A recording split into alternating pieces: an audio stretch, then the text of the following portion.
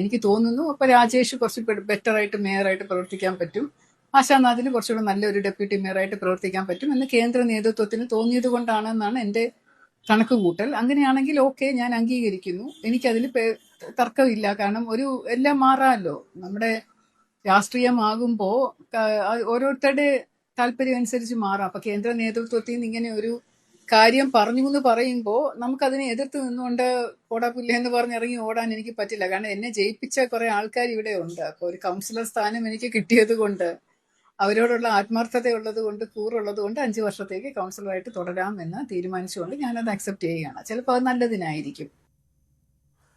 R Sreerekha നിസാരക്കാരിയല്ല. ലക്ഷക്കണക്കിന് മത്സരാർത്ഥികളിൽ ചുരുക്കം ചിലർ മാത്രം ജയിക്കുന്ന സിവിൽ സർവീസ് പരീക്ഷ പാസ്സായ ആളാണ്.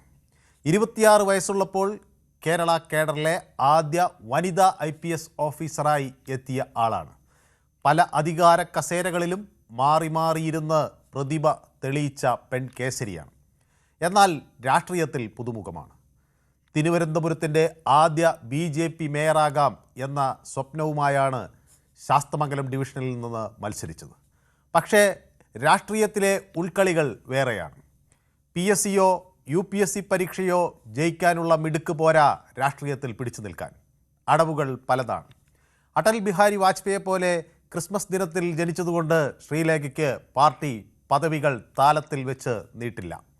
ഇതുവരെ കാണാത്ത പലതും പഠിക്കാനുണ്ട് ആ ശ്രീലേഖയ്ക്ക്. അധികാര കസേര മാത്രം മുന്നിൽ കണ്ട് രാഷ്ട്രീയത്തിലെത്തുന്ന ഉദ്യോഗസ്ഥ മേധാവികൾ പിന്നീട് പലപ്പോഴും പാർട്ടിക്ക് തലവേദനയാകാറുണ്ട്. രാഷ്ട്രീയ കോണുകളിൽ ഇപ്പോഴും ആ ചോദ്യം ഉയരുകയാണ്. BJPക്ക് തലവേദനയാകുമോ ആർ ശ്രീലേഖ? എല്ലാവർക്കും പൊതുവേദിയിലേക്ക് സ്വാഗതം.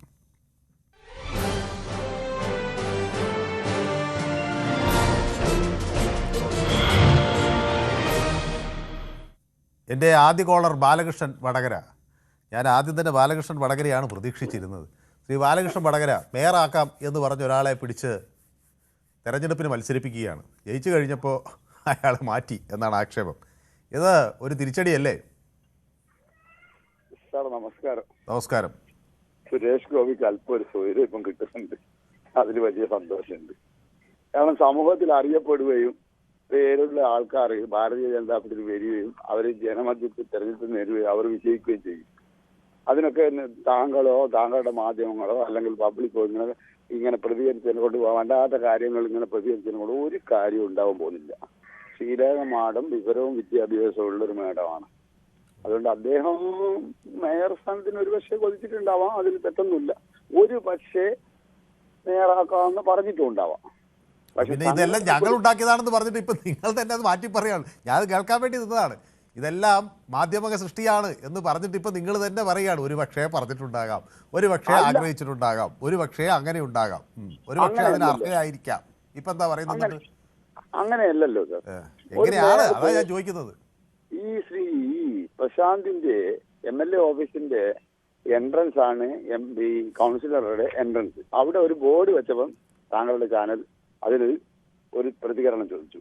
അപ്പൊ ഇതിൽ ഒരു ബോർഡ് വെച്ചതിനൊക്കെ പ്രതികരണം ചോദിക്കുന്നത് ഇപ്പൊ സുരേഷ് ഗോപിക്ക് സ്വയം കിട്ടുന്നു. കാരണം സമൂഹത്തിൽ അറിയപ്പെടുന്ന ആള് ഭാരതീയ ജനതാ പാർട്ടി സംഘപരിവാർ പ്രസ്ഥാനത്തിൽ ബോർഡ് വെച്ചതിന് പ്രതികരണം ചോദിച്ചാണോ? ബാലകൃഷ്ണൻ വടകരയ്ക്ക് ഈ സംഭവം അറിയാഞ്ഞിട്ട് പറയുന്നതാണെങ്കിൽ എനിക്കതിൽ പരാതിയില്ലായിരുന്നു. ഇത് ബോർഡ് വെച്ചപ്പോൾ പോയി പ്രതികരണം ചോദിച്ചതാണോ?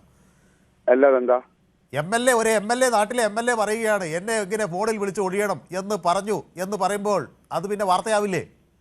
അല്ലാതെ നിങ്ങളൊരു ബോർഡ് വെച്ചല്ലോ എന്നാൽ പ്രതികരിച്ചോളൂ എന്ന് പറഞ്ഞ് ആരെങ്കിലും മൈക്ക് കൊണ്ട് പോയതാണോ? ഈ നാട്ടിലെ ഒരു MLA പറയുകയാണ് എൻ്റെ ഓഫീസ്, ഞാൻ വാടകയ്ക്കെടുത്ത കരാർ ചീട്ടുള്ള ഒരു ഓഫീസ് ഒഴിയാൻ ഫോണിൽ ഇങ്ങനെ മുൻ DGP ആ ഒരു ബന്ധം വെച്ച് വിളിച്ചു, പക്ഷേ അവരുടെ രീതി മാറി, ഇത് ഒഴിയണം എന്ന് പറയുന്നു. ഉടനെ കൂടും കുടുക്കിയെടുത്ത് പോകാൻ ഞാൻ തയ്യാറല്ല എന്ന് പറയുമ്പോൾ പിന്നെ അത് വാർത്തയല്ലേ? പിന്നെ നിങ്ങൾ ആ ഓഫീസിൽ ചെന്നിരുന്നത് 2 പേർക്കും അതിൽ സൗകര്യമില്ല എന്ന് പറയുന്ന കാര്യം വാർത്തയല്ലേ? ഇത് കൊടുക്കണ്ടേ? അല്ല, ജനാധിപത്യ പ്രക്രിയയിൽ കൗൺസിലർ രാജാവല്ല, MLA രാജാവൊന്നുമല്ല. ജനാധിപത്യത്തിൽ ആരും രാജാവല്ല, ജനങ്ങളാണ്. ബഹുമാനായ മുൻ മുഖ്യമന്ത്രി നായനാർ പറഞ്ഞിട്ടുണ്ട്, ഈ മന്ത്രി പദവി ഒന്നൊരു രാജാവ് ഒന്നല്ല, ജനങ്ങൾ. അതൊക്കെ അവിടെ നിൽക്കട്ടെ, അത് അതിന്റെ തർക്കമല്ലല്ലോ. ഞാൻ ചോദിക്കുന്നത് മേയറാക്കാം എന്ന് പറഞ്ഞ ഒരാളെ പിടിച്ചു കൊണ്ടുവന്ന് നിർത്തി. ആദ്യം തന്നെ ഈ നാട്ടിൽ സാധാരണക്കാരൻ്റെ പ്രശ്നങ്ങൾ പരിഹരിച്ച് അവൻ്റെ റേഷൻ കാർഡും അതുപോലെ ക്ഷേമനിധിയും ഒക്കെ ഉണ്ടാക്കാനായി പ്രയത്നിക്കുന്ന ഒരു പഞ്ചായത്ത് പ്രസിഡന്റ് പോലും ആഗ്രഹിക്കാത്ത നൂറുകണക്കിന് പാർട്ടി പ്രവർത്തകർ എല്ലാ പാർട്ടിയിലും ഉണ്ട്. ഞാൻ BJP യിൽ മാത്രം പറയില്ല, എല്ലാ പാർട്ടിയിലുമുണ്ട്. ഒരിക്കൽ പോലും താനൊരു വാർഡ് മെമ്പർ പോലും ആകില്ല എന്ന് ഉറപ്പുണ്ടായിട്ടും അഹോരാത്രം പാർട്ടിക്ക് വേണ്ടി പണിയെടുക്കുന്നവർ എല്ലാ പാർട്ടിയിലുമുണ്ട്. പക്ഷേ ആളുകളിങ്ങനെ നേരെ വരികയാണ്. വരുന്നത് തന്നെ BJP വൈസ് പ്രസിഡന്റ് ആയിട്ടാണ്, പിന്നെ സംസ്ഥാനത്തെ രണ്ടാമത്തെ BJP നേതാവായി വരികയാണ്. അത് കഴിഞ്ഞ് ഉടനെ തെരഞ്ഞെടുപ്പിൽ മത്സരിക്കുന്നു, മേയറാക്കാം എന്ന് വാക്കുകൊടുത്തു. ഇങ്ങനെ വാക്കുകൾ കൊടുത്ത് ഒരു പക്ഷേ അവർ ജയിച്ചു, വൻ ഭൂരിപക്ഷത്തിൽ ജയിച്ചു എന്ന് തന്നെ ഞാൻ സമ്മതിക്കാം. പക്ഷേ അവരുടെ മോഹങ്ങൾ ഈ തരം താല്പര്യങ്ങൾ മുൻനിർത്തിയാണ്. അത് നിങ്ങൾക്ക് പൂർത്തീകരിക്കാൻ കഴിയുന്നില്ല, അത് പ്രതിസന്ധിയാവുകയല്ലേ? അല്ല, അങ്ങനെ ഒരു മോഹം അവർ വെച്ച് പുലർത്തുവാൻ സംഘടനാ പാഠമുള്ള നേതാക്കളെ മാറ്റി നിർത്തി അവരേത് കോത്താഴ്ച ആളായാലും അവർ വിചാരിക്കുന്ന സ്ഥാനത്തൊന്നും ഇരുത്തൊന്നുമില്ല. കാരണം സംഘപരിവാർ പ്രസ്ഥാനങ്ങൾ പ്രവർത്തിക്കുന്ന ജീവൻ കൊടുത്തിട്ടും കാലാകാലമായിട്ട് പ്രവർത്തിക്കുന്ന നേതാക്കന്മാരും താഴ്ച കൊണ്ടുന്ന ഒരു നേതാവാന്ന് വിചാരിച്ചിട്ട് ആരും ഇങ്ങ് കടന്നു വരികയും വേണ്ട. അതിന് മറ്റൊരർത്ഥം കൂടിയുണ്ട് താങ്കൾ ചോദിക്കുന്നത്. അത് ആർജവത്തോടെ തുറന്നു പറയാൻ ഇത്തരം ഉദ്യോഗ കേസരികൾക്ക് മുന്നിൽ നിങ്ങൾക്കത് പറയാനുള്ള ധൈര്യമുണ്ടോ? അതോ വരൂ ഞങ്ങൾ ഉടനെ മേയറാക്കാം, ഗവർണറാക്കാം, ഏതെങ്കിലും സ്ഥലത്ത് വലിയ സ്ഥാനങ്ങൾ നൽകാം എന്നൊക്കെ പറഞ്ഞ് വിളിച്ചു കൊണ്ടുവരുന്നതാണോ? അതോ ഇതങ്ങനെയല്ല, ഇത് ജനസേവനത്തിനുള്ളൊരു പ്രതലമാണ്, ഇവിടെ വരൂ, സാധാരണക്കാരെ സംരക്ഷിക്കൂ, സാധാരണക്കാരനെ മനുഷ്യന് വേണ്ടി യത്നിക്കൂ, അങ്ങനെ നിങ്ങളുടെ ജീവിതത്തിൻ്റെ മറ്റൊരു ഭാഗം അങ്ങനെ പൊതുസേവനത്തിന് നീക്കിവെക്കൂ എന്ന് പറഞ്ഞ് അവരെ കൊണ്ടുവരാനുള്ള ഒരു ആർജവം നിങ്ങൾക്കുണ്ടോ? അവരാരും കൊണ്ടുവന്നല്ല, അവർ സ്വമേധയാ വന്നതല്ലേ. അവര് കേന്ദ്ര ഗവൺമെന്റ് നരേന്ദ്രമോദിയിൽ ആകർഷണമായിട്ട് വന്ന അവര് തന്നെ പറഞ്ഞിട്ടുണ്ടല്ലോ. അപ്പൊ മേയർ സ്ഥാനം ഒരുപക്ഷെ എനിക്ക് മുഖ്യമന്ത്രിയാണെന്ന് ആഗ്രഹം ഉണ്ടാവാം, പക്ഷെ അതുകൊണ്ട് നടക്കുന്നില്ലല്ലോ, അത് നടക്കണമെന്നില്ലല്ലോ. അപ്പൊ അതുകൊണ്ട് മേഡത്തിന് ഇതിന്റെ കാരണമൊക്കെ ശ്രീലേഖ മേഡം BJP കൗൺസിലറായി വിജയിച്ചത് കൊണ്ട്, അതും തിരുവനന്തപുരത്ത് വിജയിച്ചത് കൊണ്ടും സുരേഷ് ഗോപിക്ക് ഇപ്പൊ അല്പം ഒരു സൗകര്യമുണ്ട്. അത്രേ എനിക്കിതിൽ പറയാനുള്ളൂ. കാരണം സുരേഷ് ഗോപിയെ തോണ്ടൽ ഇപ്പം കുറച്ച് കുറവുണ്ട്. ആര് ജനകീയനാണോ അവരെങ്ങനെ തോണ്ടിക്കൊണ്ടിരും. മാവുള്ള കല്ലിലല്ലേ മാവ് കല്ലിലെറിയ കുട്ടികള്, അതാണ് സ്ഥിതി. അപ്പൊ അതുകൊണ്ട് ശ്രീലേഖമാണ് എവിടെയും പോയില്ല, അവർ വിദ്യാഭ്യാസമുള്ള മാടാണ്.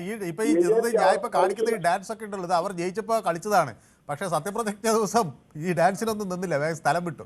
ശരി, അപ്പൊ ശ്രീനിവാസൻ കൂടി എന്നോടൊപ്പം ചേരാണ്, തിരുവനന്തപുരത്ത്. ശ്രീനിവാസൻ ഇത് പറഞ്ഞ ശ്രീലേഖയുടെ ഒരു അതിമോഹം. കാരണം അവരൊരു DA ഓഫീസറല്ലേ, അവരെ പെൻഷനായപ്പോ ഈ പാർട്ടിയിൽ കൊണ്ടുപോയി നിർത്തി അർഹതമായ സ്ഥാനം കൊടുത്ത് അവർ വിജയിച്ചില്ലേ. എന്തോരം പാടുപെട്ട് എത്ര സഹപ്രവർത്തകരുണ്ട്, അടിയും കുത്തും ചവിട്ടും വാർപ്പ് ഒപ്പിച്ചു നടന്ന എത്ര ആൾക്കാരുണ്ട്. രാജേഷനെ ആലോചിച്ച് നോക്കണം, എത്ര വർഷമായി അയാള് ഇതിനു വേണ്ടി പണിയെടുത്ത് നടക്കുന്നത്. അയാളെയൊക്കെ തള്ളിയിട്ട് ശ്രീലേഖ വന്ന് ഹെഡ് ചെയ്ത ഇതൊക്കെ നടക്കണ കാര്യമാണ്. അതൊന്നും നടക്കില്ല.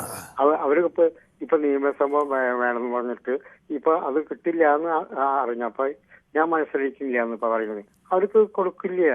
ഇന്നലെ വന്ന ആൾക്കൊക്കെ ഒരു മേയറൊക്കെ വേണമെന്ന് പറഞ്ഞാൽ ഇതൊക്കെ ആരും സമ്മതിക്കുന്ന കാര്യമാണ്.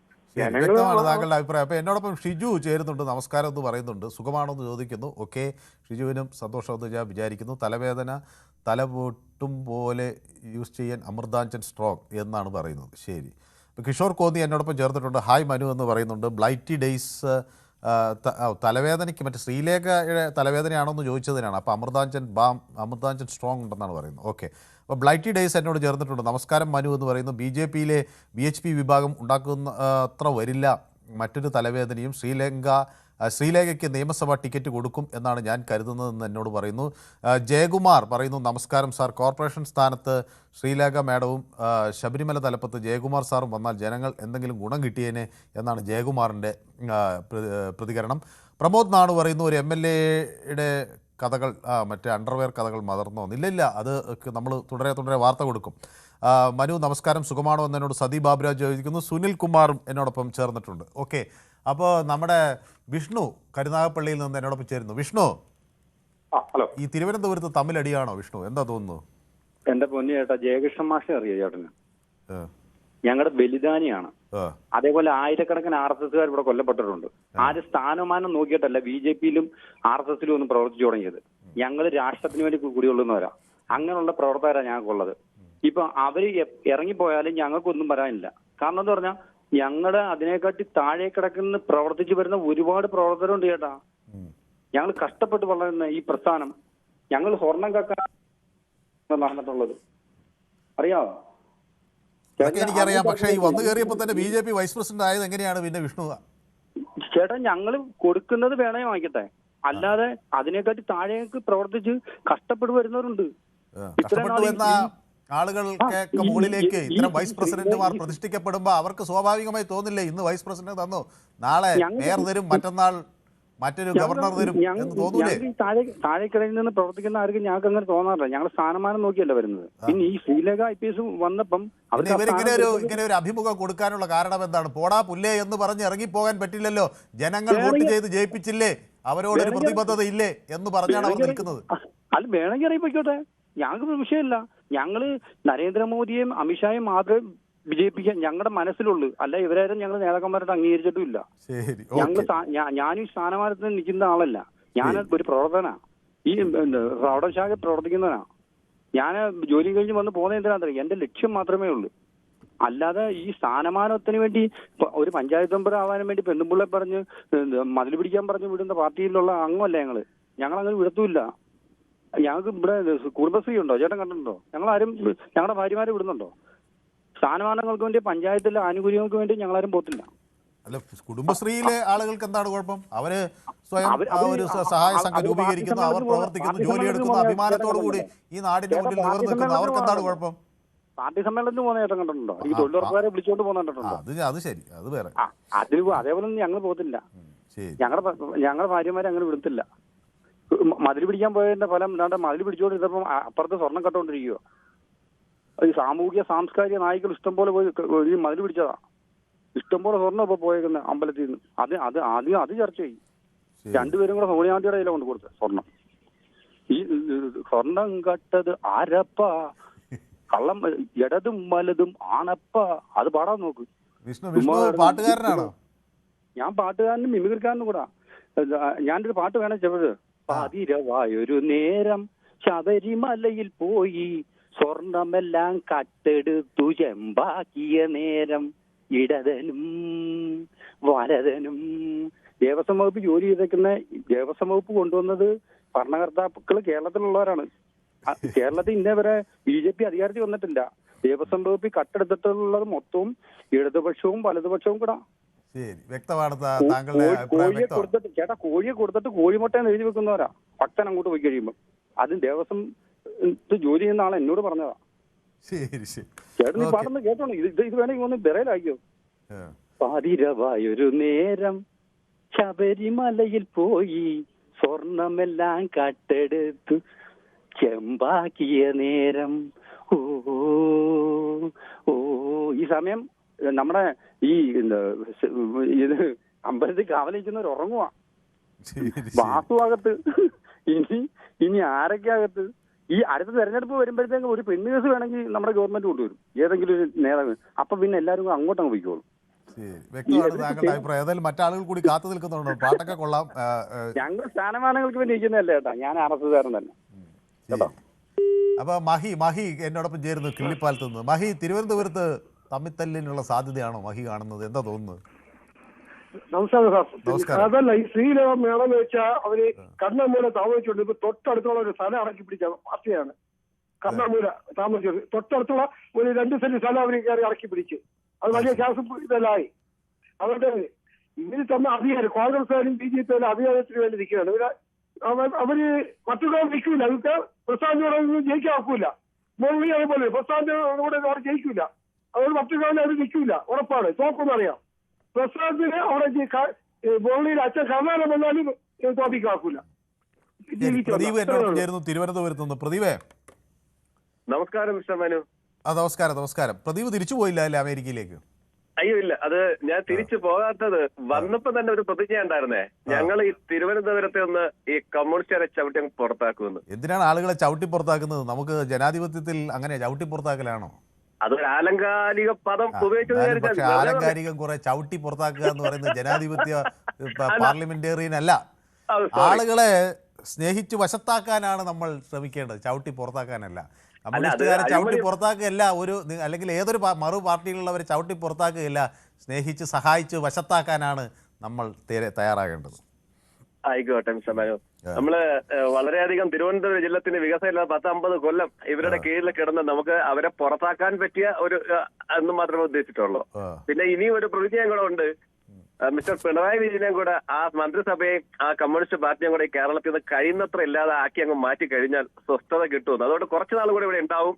വേറൊരു പ്രോജക്ട് തുടക്കത്തിൽ തന്നെ കല്ലുകടിയാണല്ലോ. എനിക്ക് മേയർ സ്ഥാനം തരാമെന്ന് പറഞ്ഞാണ് എന്നെ കൊണ്ട് നിർത്തിയത്. ഇപ്പൊ ഇതാ എന്നെ ആക്കിയില്ല. ഞാൻ പോട്ടെ പോ പുല്ല് എന്ന് പറഞ്ഞ് ഇറങ്ങിപ്പോകാൻ പറ്റില്ല, ജനങ്ങൾ വോട്ട് ചെയ്ത് ജയിപ്പിച്ചു പോയില്ലേ എന്നാണ് നിങ്ങളുടെ വാഗ്ദാനം കൊടുത്ത മേയർ ആള് പറയുന്നത്, സ്ഥാനാർത്ഥി. മിസ്റ്റർ മനു, ഞാന് RSSലും സംഘത്തിലും BJPയിലൊക്കെ പ്രവർത്തിക്കാൻ തുടങ്ങിയിട്ട് വർഷം കുറച്ചായി. ഞാനിപ്പം പുറത്തായിരിക്കുന്ന സമയത്തും ഞാൻ അവരുമായി തീർച്ചയായിട്ടും ബന്ധങ്ങളുമുണ്ട്. ആ ബന്ധം നിലനിർത്തിക്കൊണ്ടുപോകുന്നതാണ്, എന്റെ വാർഡുമായിട്ടും എല്ലാം. ഞാൻ വരുന്നതിന് തൊട്ട് മുമ്പ് ഞാൻ അറിയിച്ചപ്പോ അവര് പറഞ്ഞു താങ്കൾക്ക് വരുമ്പോൾ ഇവിടെ മത്സരിച്ചുകൂടെ എന്ന് ചോദിച്ചു. അപ്പൊ ഞാൻ പറഞ്ഞു നോക്കട്ടെ എന്ന് പറഞ്ഞു. ഞാൻ വരുന്നതിന് തൊട്ട് മുമ്പ് തന്നെ ഞാൻ അന്വേഷിച്ചപ്പോൾ ഞാൻ മനസ്സിലായത് അവിടെ വെള്ളം കോരുന്നവരുണ്ട്, പോസ്റ്റ് ഒട്ടിക്കുന്നവരുണ്ട്, വർഷങ്ങളായി ചെയ്യുന്നവരുണ്ട് എന്നെക്കാൾ അതീതമായി. അപ്പൊ ആ വ്യക്തികളാണ് അതിന് യോഗ്യൻ. എന്നെക്കാളും യോഗ്യനായ നിലവിൽ അവിടെ പ്രവർത്തിക്കുന്ന ആൾക്കാരുണ്ട്. അവിടെ ഞാൻ വലിഞ്ഞു കയറി അവരുടെ മേലെ കയറുന്നത് ശരിയല്ല. അത് മാത്രമല്ല, അത് എനിക്ക് ഫുള്ളും വർക്കൗട്ട് ആവുന്ന കാര്യമല്ല.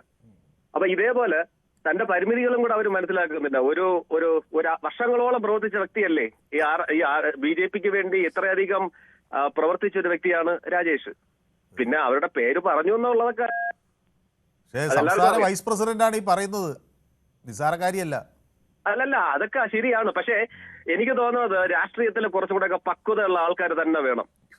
പക്വത ഉള്ള വ്യക്തികൾ തന്നെയാണ് രാഷ്ട്രീയത്തില് എങ്ങനെ ഓരോ സ്ഥാനങ്ങളിൽ ഇരിക്കുവാൻ. ഇല്ലെങ്കിൽ ഒരുപാട് പ്രശ്നങ്ങളുണ്ടാവും. ഇപ്പൊ ഞാൻ തള്ളിപ്പറയണല്ല, മിസ്റ്റർ സുരേഷ് ഗോപി അറിയാതെ വായിന്നൊക്കെ, അദ്ദേഹം ഒരു നിഷ്കളങ്കനാണ്. അദ്ദേഹത്തിന്റെ വായിന്നൊക്കെ വരുന്ന ചില കാര്യങ്ങൾ അല്ലെങ്കിൽ അയാൾ പറയുന്നത് ഏത് രീതിയിലൊക്കെയാണ് മാറുന്നത്, അദ്ദേഹത്തിന് കള്ളം പറയാൻ അറിഞ്ഞൂടാ. അപ്പം ഒരു രാഷ്ട്രീയക്കാർക്ക് വേണ്ട ചില കാര്യങ്ങളൊന്നും ഒരുപക്ഷെ ഈ ശ്രീലഹയ്ക്കോ അല്ലെങ്കിൽ ഈ പറഞ്ഞ ആൾക്കാർക്കൊന്നും ഉണ്ടാവില്ല. അത് പാർട്ടി തീരുമാനിച്ചതാണ്. അതുമാത്രമല്ല നേരിട്ട് ഈ കാര്യം മോദിജി അറിഞ്ഞതാണ്. അപ്പൊ അതുകൊണ്ട് അതിൽ വലിയ പ്രത്യേക ഒരു തെറ്റൊന്നും കാണേണ്ടതില്ല. പിന്നെ ഇപ്പോ അവരത് പറയുന്നത് എന്താ സ്ഥാനത്തിലാണെന്ന് അറിയത്തില്ല. ഒരുപക്ഷെ അങ്ങനെ ആരെങ്കിലും കൊടുത്തിട്ടുണ്ടോന്നും അറിഞ്ഞൂടാ. ഇല്ല എന്ന അത് ശരിയല്ല എന്നാണ് എന്റെ അഭിപ്രായം. പിന്നെ നമ്മുടെ ഒരു സുഹൃത്ത് അദ്ദേഹത്തിന്റെ കൊല്ലത്തില് ഇതൊക്കെ തോറ്റ് നമ്മളൊരു 12 സീറ്റൊക്കെ പിടിച്ചപ്പോ അദ്ദേഹം ആ വിഷമത്തിലാണെന്ന് തോന്നുന്നത്. നാട് വിട്ട് ഇപ്പം ദുബായി പോയെന്ന് പറഞ്ഞ് അദ്ദേഹത്തിന് ആശംസകൾ. അല്ല, അങ്ങനെ നാട് വിട്ടു പോയതല്ല കേട്ടോ. അദ്ദേഹം ചെയ്ത സുത്യർഹമായ സേവനം പരിഗണിച്ച് അദ്ദേഹത്തിന്റെ സ്ഥാപനം അദ്ദേഹത്തെ തിരിച്ചു വിളിച്ചതാണ്. അത് വലിയ അഭിമാനമായിട്ടാണ് എനിക്ക് തോന്നിയത്. അല്ല, അത് അഭിമാനമൊക്കെ തന്നെയാണ്. ഇപ്പൊ പലപ്പോഴും നമ്മൾ വർക്ക് ചെയ്ത കമ്പനികൾ നമ്മളെ റിട്ടേൺ വിളിക്കാനുണ്ട്. പക്ഷേ സമയം അങ്ങനെ അതിക്രമിക്കുന്നതുകൊണ്ടാണ്. അപ്പൊ ബ്ലൈറ്റി ഡേയ്സ് ലണ്ടനിൽ ഇരുന്ന് എന്നോടൊപ്പം ഉണ്ട്. അപ്പോൾ അത് വലിയ സന്തോഷം നൽകുന്നു. ജയകുമാർ എന്നോടൊപ്പം ഉണ്ട്. നമസ്കാരം സാർ. കോർപ്പറേഷൻ സ്ഥാനത്ത് ശ്രീലേഖ മാഡവും ശബരിമല ജയകുമാറും വരണമെന്ന്, വന്നാൽ നന്നായി, വന്നാൽ ജനങ്ങൾ ഗുണമുണ്ടാവും എന്ന് പറയുന്നു. പ്രമോദ് നാണു ഉണ്ട്. സതി ബാബുരാജ് നമസ്കാരം എന്ന് എന്നോട് പറയുന്നുണ്ട്. സുനിൽകുമാർ പറയുന്നു എന്നോട് നമസ്കാരം എന്ന് പറയുന്നുണ്ട്. പിന്നെ സദാനന്ദൻ ഉണ്ട്. വലിയ പോസ്റ്റിൽ നിന്ന് വിരമിച്ച മാഡത്തിനെ വിളിച്ചു വരുത്തി വെറും ഒരു മെമ്പറാക്കി അത് കളിയാക്കി എന്നാണ്. അതിലൊരു കളിയാക്കലും ഉണ്ടായത് എനിക്ക് തോന്നുന്നില്ല. കാരണം ഒരു കൗൺസിലർ എന്നത് അത്ര ചെറിയ ഒരു സ്ഥാനമേ അല്ല. 100 കണക്കിന് മനുഷ്യരെ സേവിക്കാൻ കഴിയുന്ന ഒരു വലിയ ദൗത്യം കൂടിയാണ്. അപ്പോൾ അതൊക്കെ ഒരു ചെറിയ കാര്യമായി ആരും കാണരുത് എന്നാണ് എനിക്ക് പറയാനുള്ളത്. അപ്പോൾ അരുന്ധതി കോലംപുറപ്പ് പറയുന്നു മാഡം രാഷ്ട്രീയം പഠിക്കട്ടെ എന്നിട്ട് മേയർ ആവാലോ എന്ന് പറയുന്നുണ്ട്. ഓക്കെ. സുനിൽകുമാർ എന്നോടൊപ്പം ചേർന്നിട്ടുണ്ട്. സതി ബാബുരാജ് എന്നോട് സുഖമാണോ എന്നൊക്കെ ചോദിക്കുന്നുണ്ട്. Thank you Sathi Baburaj. അതുപോലെ അരുന്ധതി എന്നോട് പറയുന്നു ഹായ് മനു നമസ്കാരം എന്ന് പറയുന്നു. കൃഷ്ണൻകുട്ടിക്ക് പറയുന്നത് ഷീസ് എ പെയിൻ ആണ് പറയുന്നത്. ഓക്കെ, BJPക്ക്. അപ്പോൾ സുനിൽകുമാർ പറയുന്നു അധികാരത്തിൻ്റെ ആർത്തി ആർക്കും പാടില്ല, ഈ പണി പറ്റാത്തവർ ഇതിന് വരരുത്, ഇന്നലെ വന്നവർക്ക് എടുത്തു കൊടുക്കാനുള്ളതല്ല സ്ഥാനമാനങ്ങൾ എന്ന് പറയുന്നു. BJPക്ക് അല്ല CPMനാണ് തലവേദന എന്ന് സന്തോഷ് കുമാർ പറയുന്നുണ്ട്. സന്തോഷ് കുമാറിന് എൻ്റെ ഈ ചോദ്യം തീരെ ഇഷ്ടപ്പെട്ടില്ലെന്ന് തോന്നുന്നു. ശരി. അപ്പോൾ സബീന സുൽഫിയർ എന്നോട് പറയുന്നത് absolutely right, she got disappointed when the leadership went back their assurance and to her the decision on the mayor post എന്ന് പറയുന്നുണ്ട്. Okay. Mahi is talking about Sandhya not Srilekha. അത് ശരിയാണ് കേട്ടോ.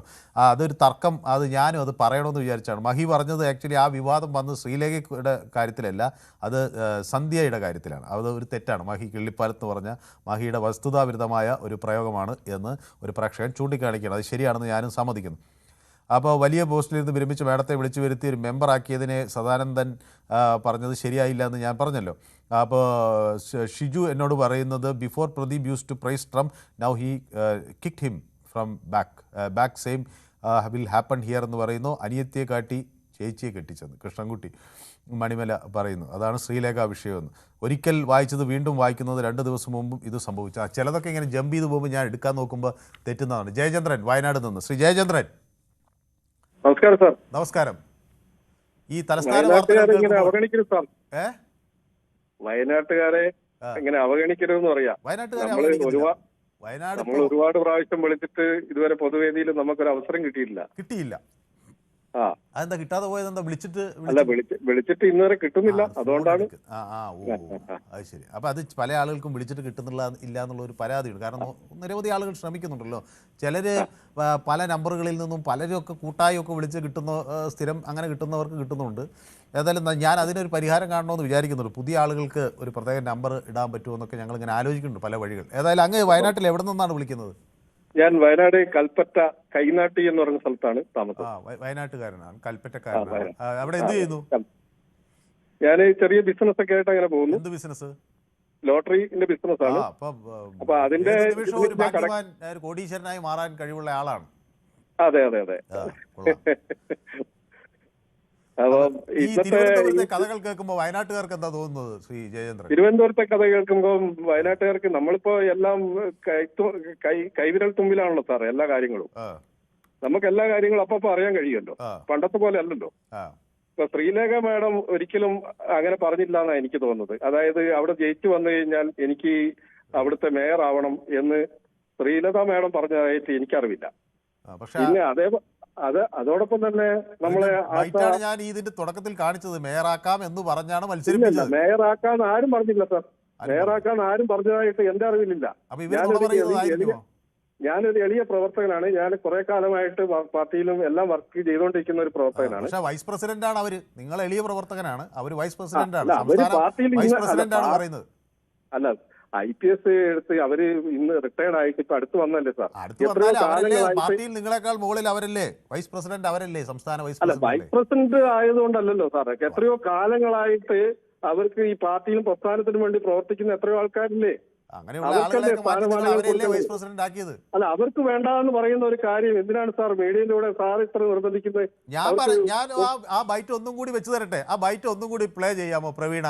പോട്ടെ പുല്ലെന്ന് പറഞ്ഞ് ഇറങ്ങി പോകാൻ പറ്റില്ലല്ലോ എന്ന് ശ്രീലേഖ അവരതുകൊണ്ടല്ല പോയത്. അവരതുകൊണ്ടൊന്നല്ല പോയത്. അവർക്ക് ഒരു ഫംഗ്ഷനിൽ പങ്കെടുക്കാൻ വേണ്ടി അവർ ഇറങ്ങിപ്പോയതാണ്. അല്ല, ഞാൻ ബൈറ്റ് പ്രവീൺ ആ ബൈറ്റ് ഒന്നും കൂടി ഇട്ട് നമ്മുടെ പ്രബുദ്ധനായ രാജേഷ് കുറച്ച് ബെറ്റർ ആയിട്ട് മേയറായിട്ട് പ്രവർത്തിക്കാൻ പറ്റും, ആശാനാഥിന് കുറച്ചുകൂടെ നല്ലൊരു ഡെപ്യൂട്ടി മേയറായിട്ട് പ്രവർത്തിക്കാൻ പറ്റും എന്ന് കേന്ദ്ര നേതൃത്വത്തിന് തോന്നിയത് കൊണ്ടാണെന്നാണ് എൻ്റെ കണക്ക് കൂട്ടൽ. അങ്ങനെയാണെങ്കിൽ ഓക്കെ, ഞാൻ അംഗീകരിക്കുന്നു. എനിക്കതിൽ തർക്കമില്ല. കാരണം എല്ലാം മാറാമല്ലോ. നമ്മുടെ രാഷ്ട്രീയമാകുമ്പോൾ ഓരോരുത്തരുടെ താല്പര്യം അനുസരിച്ച് മാറാം. അപ്പം കേന്ദ്ര നേതൃത്വത്തിൽ നിന്ന് ഇങ്ങനെ ഒരു കാര്യം പറഞ്ഞു എന്ന് പറയുമ്പോൾ നമുക്കതിനെ എതിർത്ത് നിന്നുകൊണ്ട് പോടാ എന്ന് പറഞ്ഞ് ഇറങ്ങി ഓടാൻ എനിക്ക് പറ്റില്ല. കാരണം എന്നെ ജയിപ്പിച്ച കുറെ ആൾക്കാർ ഇവിടെ ഉണ്ട്. അപ്പോൾ ഒരു കൗൺസിലർ സ്ഥാനം എനിക്ക് കിട്ടിയത് കൊണ്ട്, അവരോടുള്ള ആത്മാർത്ഥതയുള്ളത് കൊണ്ട്, കൂറുള്ളത് കൊണ്ട് 5 വർഷത്തേക്ക് കൗൺസിലറായിട്ട്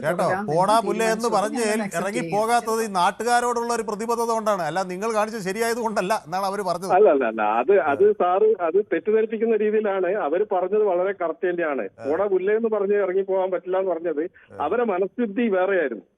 അതായത് അവര് ആദ്യം പറഞ്ഞ സാറ് കേട്ടില്ലല്ലോ.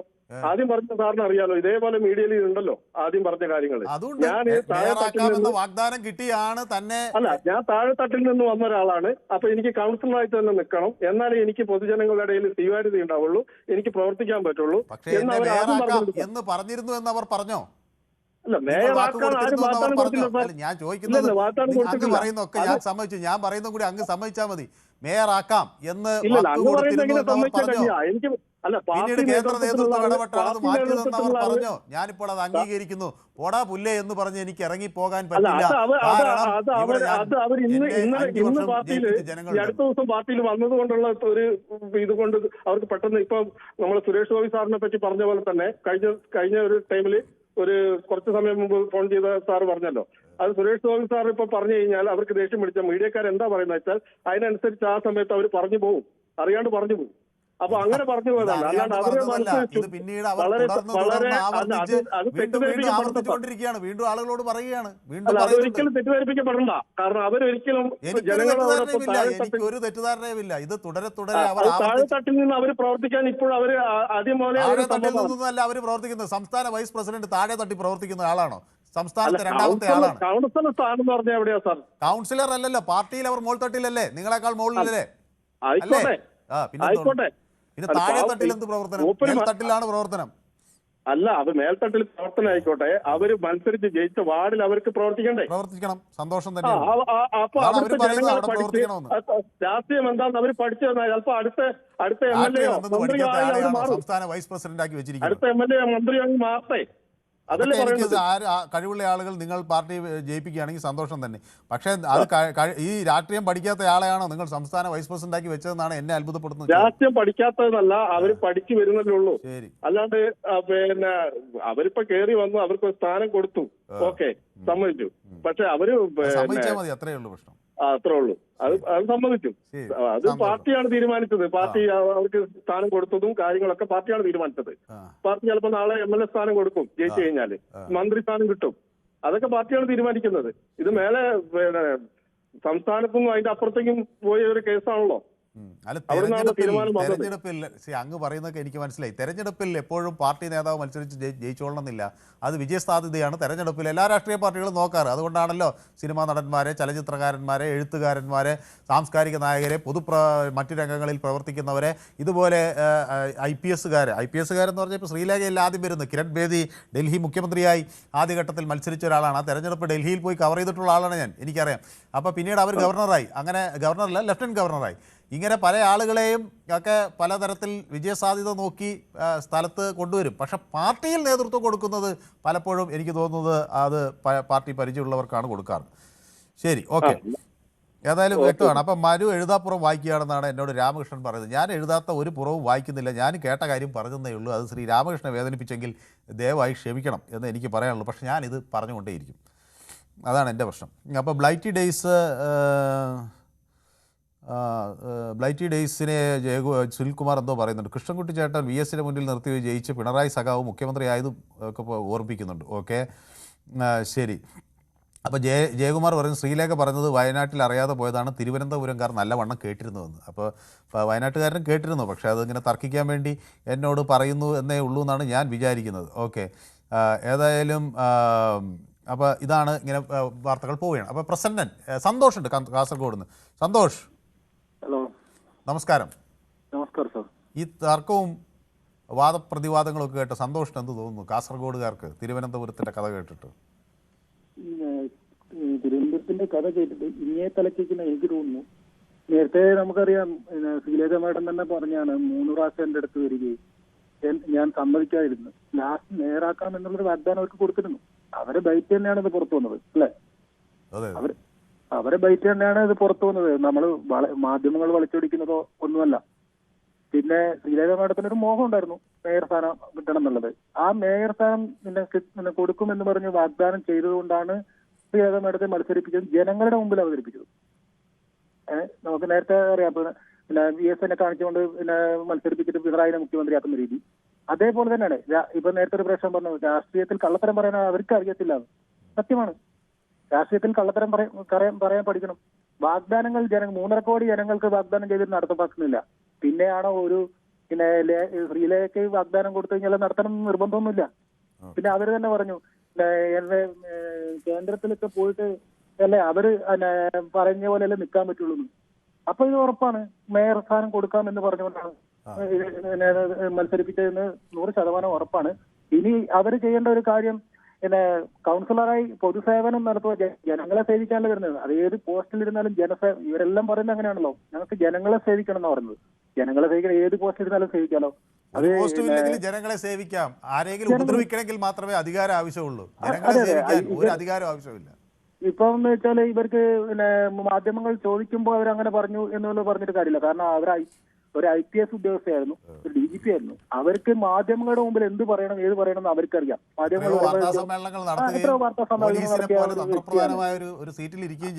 സീറ്റിലിരുന്ന ഒരു വ്യക്തിക്ക് മാധ്യമങ്ങള് പിന്നെ മൈക്ക് കൊണ്ടുമ്പോഴത്തേക്ക് അവിടെ ഇങ്ങനെ വിളിച്ചു പറയുന്നുള്ള അത് കൊണ്ട് തെറ്റിദ്ധരിക്കപ്പെട്ടു എന്നും നമുക്കൊരിക്കലും പറയാൻ പറ്റില്ല. കാരണം അവർക്ക് കുറച്ച് പിന്നെ പൊതുജനങ്ങളായിട്ടും ഗവൺമെന്റുകളിലും എല്ലാം ഇടപെട്ട് പരിചയമുള്ള വ്യക്തിയാണ്. അപ്പം ഇത് 100% ഉറപ്പാണ്. ഇനിയെങ്കിലും ശ്രീലേഖ മാഡത്തിന്റെ ഈ മോഹം അവസാനിപ്പിക്കണം. ഇത് ഓരോ ദിവസം വന്ന് ബൈറ്റ് കൊടുക്കുക എന്ന് പറഞ്ഞത് ഞാൻ ആ BJP കാരനൊന്നല്ല, പക്ഷെ ആ രാഷ്ട്രീയ പാർട്ടിക്ക് തന്നെ അത് മോശമാണ്. ജനങ്ങൾ തെരഞ്ഞെടുത്തതല്ലേ. നിലപാട് കൃത്യമാണ്. അപ്പോൾ എന്നോട് പിന്നെ ജിയോ പറയുന്നു പാവം ശ്രീലേഖ അവരെ മേയറാക്കണം എന്ന് പറഞ്ഞ് വിളിപ്പിച്ചു, പക്ഷെ മോശമായി പോയി എന്നാണ്. ഇപ്പോൾ നന്നായി എന്നൊക്കെ പറയുന്നുണ്ട്. ഏതായാലും മനുച്ചേട്ടൻ ന്യൂസ് 18 പുലിക്കുട്ടിയാണെന്നൊക്കെ എന്നെ അഭിജിത്ത് ജോസഫ് പറയുന്നുണ്ട്. അഭിജിത്ത് ജോസഫ് ഇങ്ങനെയൊക്കെ പറഞ്ഞാൽ ഞാൻ വല്ലാതെ സന്തോഷവാനായി പോകും. ഏതായാലും അഭിജിത്ത് എന്നെ പുകഴ്ത്തുന്നത് കേൾക്കുമ്പോൾ എനിക്ക് വലിയ സന്തോഷം ഉണ്ട്. പിന്നെ ശ്രീലേഖ മാഡം കുറച്ചുകൂടി പക്വത കാണിക്കണം എന്നാണ് അൻവർ എന്നോട് പറയുന്നത്. ഷാജി ഭാസ്കരൻ പറയുന്നു സുരേഷ് ഗോപിക്ക് വിവരക്കേടാണ് പറയുന്നത്, അതാണ് സത്യം. ഓക്കെ ശരി. സെബാസ്റ്റ്യൻ പറയുന്നു അതെനിക്ക് വായിക്കാൻ കിട്ടുന്നില്ല. ഓക്കെ. ജയൻ ചേട്ടൻ ഡബിൾ റഹീം ശിവൻകുട്ടി സാറേയും ഒക്കെ അറിയാമോ എന്ന് സുനിൽകുമാർ ചോദിക്കുന്നു. ഓക്കെ. അപ്പോൾ ബ്ലൈറ്റി ഡേയ്സ് ഒക്കെ എന്നോടൊപ്പം ചേർന്നിട്ടുണ്ട്. അവരൊക്കെ ഇങ്ങനെ ഗ്ലാഡിയേറ്റർ പറയുന്നത് നിങ്ങളുടെ എല്ലാവരുടെയും വിഷമം പരിഹരിക്കും, 2030 ശ്രീലേഖയെ BJPയുടെ തിരുവനന്തപുരത്തെ മേയർ ആക്കും എന്നാണ് പറയുന്നത്. നോക്കാം. അപ്പം നമുക്ക് അന്ന് നമ്മൾ ഈ പൊതുവേദിയിൽ ഈ വിഷയം നമുക്ക് ചർച്ച ചെയ്യുകയും ചെയ്യാം. രാജൻ കൊല്ലത്ത് നിന്ന് എന്നോടൊപ്പം ചേരുന്നു. ശ്രീ രാജൻ, ഈ തർക്ക ബഹളങ്ങളൊക്കെ കേൾക്കുമ്പോൾ ശ്രീരാജന് എന്താണ് തോന്നുന്നത്? അല്ല, ഞാനിങ്ങനെ നിങ്ങളുടെ അവസ്ഥയോർത്ത് ഇങ്ങനെ വിഷമിക്കുകയായിരുന്നു. ഞാനിപ്പോ അടുത്ത് വല്ലതും ഉണ്ടായിരുന്ന ഒരു ചൂട് ചായ കൊണ്ട് തന്നേനെ. പറയാൻ കാരണം എന്താണെന്ന് ചോദിച്ചാൽ ഇപ്പൊ നിങ്ങളുടെ തന്നെ സ്ക്രീനിൽ എഴുതി കാണിച്ചുകൊണ്ടിരിക്കുക മേയറാക്കാൻ ഉറപ്പ് നൽകിയതുകൊണ്ടാണ് ഞാൻ മത്സരിച്ചതെന്ന് അവർ തന്നെ പറഞ്ഞുകൊണ്ടിരിക്കുക. അത് എന്നിട്ട് ആ കാസർഗോഡുകാരനും മറ്റവർക്കും മറിച്ചവർക്കും ഒന്നും മനസ്സിലായില്ലെന്ന് പറഞ്ഞാൽ ഭയങ്കര കഷ്ടമാണ്. എനിക്ക് ഇവരെ ആദ്യം മുതലേ അറിയാം. ഞാൻ ബോംബെ ഡിവിഷനിലെ CBIയിലായിരുന്നല്ലോ. അപ്പൊ എനിക്ക് ഇവരെ ആദ്യം മുതലേ അറിയാം. ഇവർക്കൊരു 50 വയസ്സുടെ കുറവുണ്ട് സാറേ. ഈ രാഹുൽ ഈശ്വർ, ഈ ഇഞ്ചി ഷാജി, പിന്നെ നമ്മുടെ അൻവർ ഉണ്ടല്ലോ, അൻവർ ഈ PC ജോർജ്, ഇവർക്കൊക്കെ ഒരു 50 വയസ്സുടെ കുറവുണ്ട്. പറയുന്നത് ഇന്ന് പറയുന്നതല്ല നാളെ പറയുന്നത്. അതുപോലെ ഇവരുടെ ആദ്യം മുതലുള്ള പ്രവർത്തനം നോക്കിയേ. ആദ്യം ദിലീപിനെ സപ്പോർട്ട് ചെയ്ത ആളാ. ഇപ്പം ദിലീപ് മോശക്കാരനാക്കപ്പെട്ടിട്ടാണ്. കാരണം ആളുകളുടെ അടുത്ത് പോയി വോട്ട് വാങ്ങിക്കണ്ടായോ. അങ്ങനെ പ്ലേറ്റ് മാറ്റി വെക്കുന്ന ഇതുപോലുള്ള ഒരുപാട് ആൾക്കാരുണ്ട്. ഈ EP ജയരാജൻ ഇന്ന് പറയുന്നതല്ല നാളെ പറയുന്നത്. അപ്പൊ അതൊന്നും വലിയ കാര്യമായിട്ട് എടുക്കണ്ട. ശരി, ഓക്കെ, വ്യക്തമാണ് താങ്കളുടെ അഭിപ്രായം. മുരളീധരൻ എന്നോട് പറയുന്നത് മനുവിനും യൂട്യൂബിലെ നമ്മുടെ സുഹൃത്തുക്കൾക്കും ഒക്കെ നമസ്കാരം എന്ന് പറയുന്നു. ശിവൻകുട്ടി പറയുന്നത് കിട്ടാത്തതിൽ സന്തോഷിക്കുക എന്നാണ് പറയുന്നത്. ജനസേവനങ്ങൾക്ക് സ്ഥാനമാനങ്ങളുടെ വിലയില്ല എന്ന് പറയും. മനു നമസ്കാരം, ഫോൺ വിളിച്ചാൽ കിട്ടുന്നില്ല എന്ന് എന്നോട് മോൺസാക്ക് പറയുന്നു. എന്തായാലും ഫോൺ വിളിച്ചാൽ കിട്ടുന്നില്ലെന്നാണ് പലരും പറയുന്നത്. ഒരുപക്ഷെ ബിസി ആയതുകൊണ്ടായിരിക്കാം. ഓക്കെ, ബിജോയ്ക്ക് എന്തോ ദേഷ്യം വന്നിട്ടുണ്ട്, എന്താണെന്ന് എനിക്ക് മനസ്സിലാവുന്നില്ല. തിരുവനന്തപുരത്തെ വിജയം കീഴ്ത്തട്ടിലെ പ്രവർത്തകരുടെ വിജയമാണെന്ന് എനിക്ക് നേരിട്ടറിയാം. കീഴ്ത്തട്ടിലെ പ്രവർത്തകരെ അപമാനിക്കരുതെന്ന് ശക്തിമാൻ പറയുന്നു. അതാണ്, സാധാരണക്കാരായ പാർട്ടി പ്രവർത്തകരാണ് ഏതൊരു വിജയത്തിനും പുറകിലുള്ളത്. KG കുമാർ കൊട്ടാരക്കരയിൽ നിന്ന് എന്നോടൊപ്പം ചേരുന്നു. ശ്രീ കുമാർ, ഹലോ, നമസ്കാരം. ഹലോ, നമസ്കാരം. ഹലോ, കേൾക്കാം, പറയൂ. അപ്പോ ഈ വൈസ് പ്രസിഡന്റ് ഇവരെ ആക്കിയത് ആദ്യം ഒരു IPS റാങ്കിലുള്ള ഒരാളിന് പിന്നെ കുറെ ചർച്ചകൾക്ക് ശേഷമായിരിക്കുമല്ലോ പാർട്ടിയിൽ കൊണ്ടുവന്ന സമയത്തായിരിക്കും വൈസ് പ്രസിഡന്റ് ആയത്. പിന്നെ ഇപ്പോഴത്തെ അവരുടെ ആ തുടർച്ചയായിട്ട് മീഡിയാസിന്റെ മുമ്പിലൊക്കെ ഉള്ള സംസാരം കേൾക്കുമ്പോൾ എനിക്ക് തോന്നുന്നത് ഇവരെ മേജർ ആക്കാഞ്ഞത് തന്നെ നന്നായി എന്നാണ്. കാര്യം എന്ന് പറഞ്ഞു കഴിഞ്ഞാൽ കുറച്ചും കൂടി ഈ രാഷ്ട്രീയത്തിൽ കുറച്ചും കൂടി പരിചയം വരാനുണ്ട്. അപ്പോൾ ആദ്യം ഒരു പക്ഷേ മേയർ സ്ഥാനാർത്ഥി ആക്കാം എന്ന് ചിലപ്പം പറഞ്ഞു കാണും. പക്ഷേ ഈ അങ്ങനെ പറഞ്ഞിട്ട് പിന്നീട് ഒരുപാട് കാര്യങ്ങൾ ആലോചിച്ചപ്പോഴായിരിക്കും, കേന്ദ്ര നേതൃത്വം കൂടെ ആലോചിച്ചിട്ടായിരിക്കും കാര്യം രാഷ്ട്രീയത്തിൽ പരിചയസമ്പന്നരായ ആൾക്കാരെ ആക്കിയാൽ മതിയെന്ന്. കാര്യം ഇവർ രണ്ടുപേരും 3 പ്രാവശ്യം വീതം കൗൺസിലറൊക്കെ ആയിട്ടിരുന്നു. പിന്നെ രാജേഷിനാണെങ്കിൽ ഇത്രയും നാളത്തെ രാഷ്ട്രീയ പരിചയവും എല്ലാം ഉണ്ടല്ലോ. മാത്രമല്ല ഈ മീഡിയാസിന്റെ മുമ്പിലുള്ള ഈ ചില വാക്കുകൾ ഈ IPS റാങ്കിലുള്ള ഈ ശ്രീലേഖ അങ്ങനെ പറയാൻ പാടില്ലായിരുന്നു എന്നാണ് എന്റെ അഭിപ്രായം. കാര്യം അതൊരു തെറ്റായി പോയി. മാത്രമല്ല ഇപ്പൊ മലയാളികൾ തന്നെ എത്രയോ ആൾക്കാരുണ്ട്. RN Ravi, CV Ananda Bose, Jacob Thomas, പിന്നെ അതേപോലെ അണ്ണാമല, അവരെല്ലാം IAS IPS റാങ്കിലുള്ള ആൾക്കാരല്ലേ. പിന്നെ TP സെൻകുമാർ പാർട്ടിയിൽ ആരും അല്ലെങ്കിൽ ഭാവിയാണല്ലോ. അങ്ങനെ ഒരുപാട് ആൾക്കാരുണ്ട്. അപ്പൊ ശ്രീലേഖ മേഡം കുറച്ചുകൂടി പക്വതയായിട്ട് പെരുമാറണം. കാര്യം എന്ന് പറഞ്ഞു കഴിഞ്ഞാല് അവരുടെ തന്നെ ശൈലി നമ്മൾ എടുക്കുകയാണെന്നുണ്ടെങ്കിൽ താഴെ തട്ടിയിട്ട് പ്രവർത്തിച്ച് തുടങ്ങിയാല് എക്സ്പീരിയൻസ് ഉണ്ടാവുമെന്ന് അവർ തന്നെ ഒന്നിലധികം പ്രാവശ്യം പറഞ്ഞതാണ്.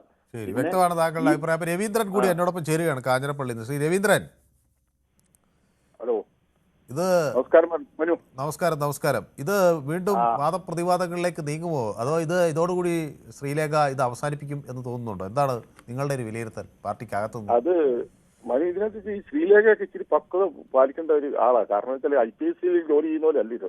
ഇതൊരു പാർട്ടി പ്രവർത്തനം എന്ന് പറഞ്ഞാൽ ശ്രീലേഖയൊക്കെ കണ്ട് പഠിക്കണം, ആദ്യമായിട്ട് പഠിക്കണം. ഈ ഇന്നലെ വന്ന ശ്രീലേഖ ഇങ്ങനെ പറയുകയോ എടുക്കുകയോ ചെയ്താൽ പാർട്ടിക്ക് ചോദിച്ചാൽ അത് ശ്രീലേഖ എന്നല്ല, BJPയെ സംബന്ധിച്ച് ഈ കേരളത്തിൽ വളർന്നു വന്നുകൊണ്ടിരിക്കുന്ന ഒരു പാർട്ടിയാണ്. അവരെപ്പോഴും ശ്രദ്ധിക്കണം. മറ്റുള്ള പാർട്ടികൾ പറയുന്ന പോലെയല്ല. BJPയൊക്കെ എന്തെങ്കിലും പറഞ്ഞിട്ടുണ്ടെങ്കിൽ അതിനെ എപ്പോഴും ഫോളോ ചെയ്യുന്നതാണ്, മാധ്യമങ്ങളെല്ലാം ഫോളോ ചെയ്തുകൊണ്ടിരിക്കുന്ന ഒരു പ്രസ്ഥാനമാണ് BJP. അപ്പോൾ വളരെ ശ്രദ്ധിച്ച് വേണം ഓരോരുത്തരും ഓരോന്ന് പറയാം. നമുക്കറിയാം, ഒരു സൂർണാവസരം പറഞ്ഞത് ഇപ്പോഴും തീർന്നിട്ടില്ല. ഇപ്പോഴും കിടന്ന് അത് അന്തരീക്ഷത്തിൽ കറങ്ങിക്കൊണ്ടിരിക്കുക. പക്വതയായ ഒരു നേതാവ് പറഞ്ഞത് ഇതുപോലെ ഒന്നും വിളിച്ച് ഓരോ ഇവന്മാരൊന്നും പറയരുത്. ഇപ്പോഴും ശ്രദ്ധിച്ച് വേണം BJP കേരളത്തിൽ വളരാൻ വേണ്ടിയുള്ള ഒരു പാർട്ടി. വളർന്നു കഴിഞ്ഞതിന് ശേഷം പറയുന്നവരല്ല.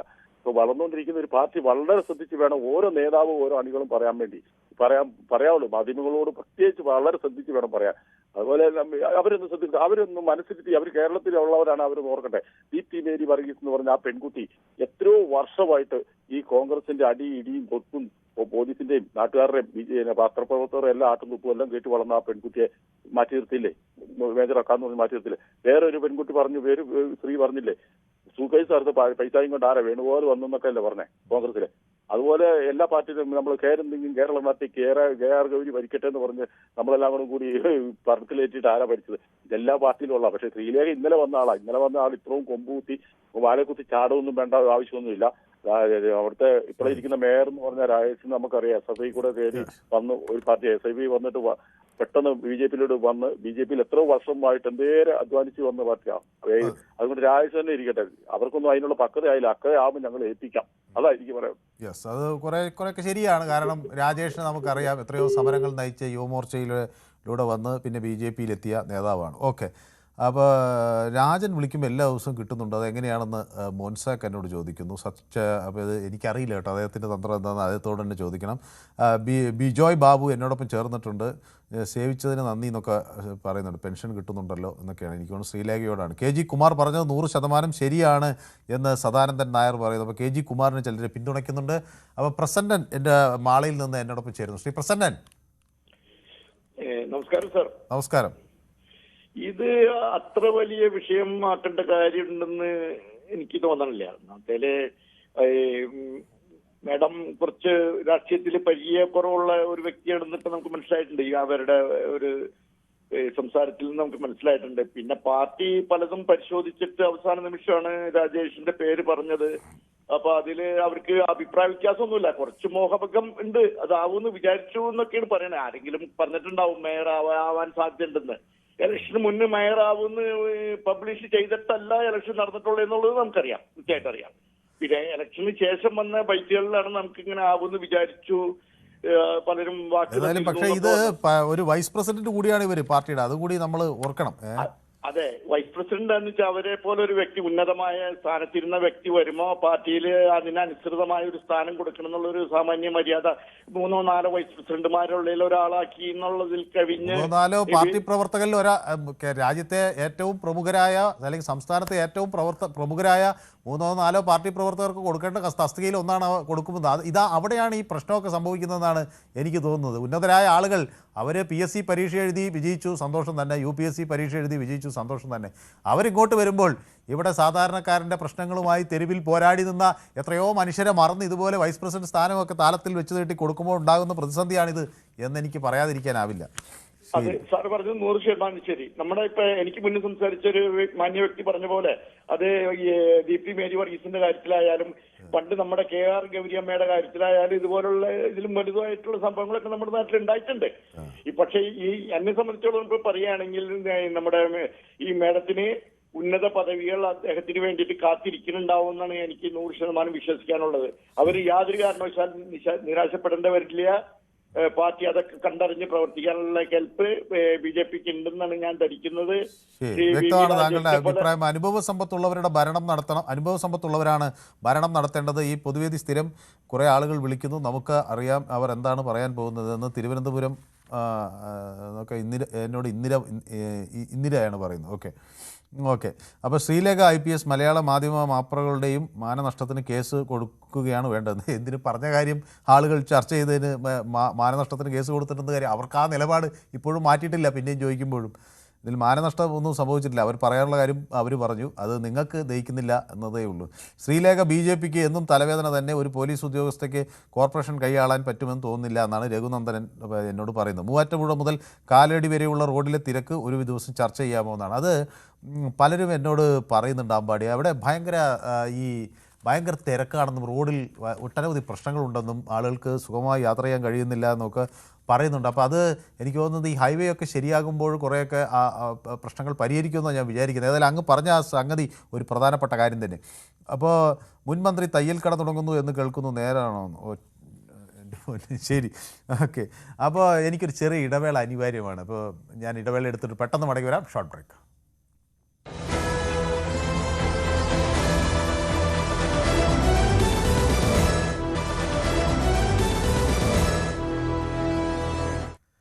പൊതുവേദി തുടരുകയാണ്. അപ്പോൾ നമ്മുടെ തിലകൻ ചേട്ടനെ കാണാനില്ല എന്നോട് ബിജോയ് ബാബു ചോദിക്കുന്നു. എവിടെ പോയി? പല ആളുകളും ഇപ്പോൾ പഴയ ആളുകളെ ഒന്നും കാണാറില്ല. പണ്ട് രസമായിരുന്നു ശ്രീലേഖ, BJPക്ക് ഒരു തലവേദനയായി മാറും എന്ന് എന്നോട് പറയുന്നു. ഓക്കെ. എറണാകുളം മുതൽ തൃപ്പൂണിത്തറ വരെയുള്ള തിരക്കിനെക്കുറിച്ചാണ് സുനിൽകുമാർ പറയുന്നത്. 2 മണിക്കൂർ വേണം ഒരു 10 കിലോമീറ്റർ യാത്ര ചെയ്യാൻ എന്നാണ് പറയുന്നത്. അനുദിനം നിരവധി റോഡുകൾ വരുന്നു, ഒട്ടനവധി മരാമത്ത് പണികളൊക്കെ നടക്കുന്നു. പക്ഷേ ഇപ്പോഴും ഒരു സ്ഥലത്തു നിന്ന് മറ്റേ സ്ഥലത്ത് എത്താനുള്ള സമയദൈർഘ്യം നോക്കുമ്പോൾ അത് പഴയത് തന്നെയാണ്. അത് പലപ്പോഴും ഇത് എല്ലാവരെയും ഇത് വലിയ പ്രതിസന്ധിയിലാക്കുന്നുണ്ട്. അമ്പാടി പറയുന്നത് ഇന്നലെ എയർപോർട്ട് പോയതാ, കാലടി പാലം പണി തീരുന്നില്ല, സിഗ്നൽ വർക്കും ചെയ്യുന്നില്ലെന്നാണ് പറയുന്നത്. ഈ രാഷ്ട്രീയക്കാർ ഒരു കാരണവശാലും ഇതുപോലുള്ള സർക്കാരിൻ്റെ ഭാഗം ആയിട്ടുള്ളവർക്ക് സ്ഥാനമാനങ്ങൾ കൊടുക്കരുത്. ജനസേവനം നടത്താൻ വേറെയും വഴികളുണ്ട്. ഈ നിയമം കൊണ്ടുവന്ന് തടയണം എന്നൊക്കെയാണ് പറയുന്നത്. അല്ല, എല്ലാവർക്കും തെരഞ്ഞെടുപ്പിൽ മത്സരിക്കാനൊക്കെ ഉള്ള അധികാരമുണ്ട്, അവകാശമുണ്ട്. അവർ മത്സരിക്കട്ടെ. പക്ഷേ ജനസേവനം എന്നത് ജനങ്ങളെ സേവിക്കാനുള്ള ഒരു മാർഗമായി കാണണം. അത് അധികാര കസേരകളിലേക്കുള്ള കുറുക്കുവഴിയല്ല. ബിനോയ് എന്നോടൊപ്പം ചേരുന്നു കൊല്ലത്ത് നിന്ന്. ശ്രീ ബിനോയ്, നമസ്കാരം. മനു, നമസ്കാരം. ഈ തർക്കമൊക്കെ കാണുമ്പോൾ ബിനോയുടെ പാർട്ടിക്കാർ വലിയ സന്തോഷത്തിലാണല്ലേ? സന്തോഷിക്കാൻ എന്തുവാ, ജനാധിപത്യമായ രീതിയിൽ അവർ വിജയിച്ചു വന്നു. പക്ഷെ നിങ്ങളുടെ പാർട്ടിയിൽ തർക്കം ഉണ്ടാകുമ്പോൾ നിങ്ങൾ പറയാറുള്ളത് കോൺഗ്രസിൽ വലിയ അഭിപ്രായ സ്വാതന്ത്ര്യമുണ്ട്, അതുകൊണ്ട് ആളുകൾ അഭിപ്രായം പറയുന്നു. അപ്പൊ അങ്ങനെ ഈ തർക്കത്തെയും അങ്ങനെ കാണുമോ? അഭിപ്രായ സ്വാതന്ത്ര്യം BJPയും കൊടുക്കുന്ന തരത്തിൽ കാണുമോ ബിനോയ്? അല്ല, അങ്ങനെ കാണുന്നില്ല. കാരണം BJP എന്ന രാഷ്ട്രീയത്തെയും അവരുടെ അജണ്ടയെയും ഞാൻ എതിർക്കുന്നു. നമുക്ക് അഭിപ്രായ വ്യത്യാസം തന്നെയാണ്. പക്ഷെ അവരുടെ നിലപാട് എതിർക്കുന്നു. പക്ഷെ ഈ മേയറായിട്ട് VV രാജേഷിനെ കൊണ്ടുവന്ന അഭിപ്രായത്തോട് ഞാൻ യോജിക്കുന്നു. കാരണം ഈ ശ്രീലേഖ IPS ഇന്നലെ അങ്ങോട്ട് വന്നിട്ട് മേയർ ആവണം എന്ന് പറഞ്ഞ് മേയർ ആക്കിയാൽ ഞാൻ BJP വരാമെന്ന്, അങ്ങനെ സ്ഥാനങ്ങൾ മോഹിച്ച് നിൽക്കുന്നവരെ ഒന്നും ആക്കാതെ ആ പാർട്ടി മാറ്റിയതിൽ സന്തോഷിക്കും. രണ്ടാമത്തെ കാര്യം, അവിടെ ഒരു ജനറൽ സീറ്റാണ് മേയർ.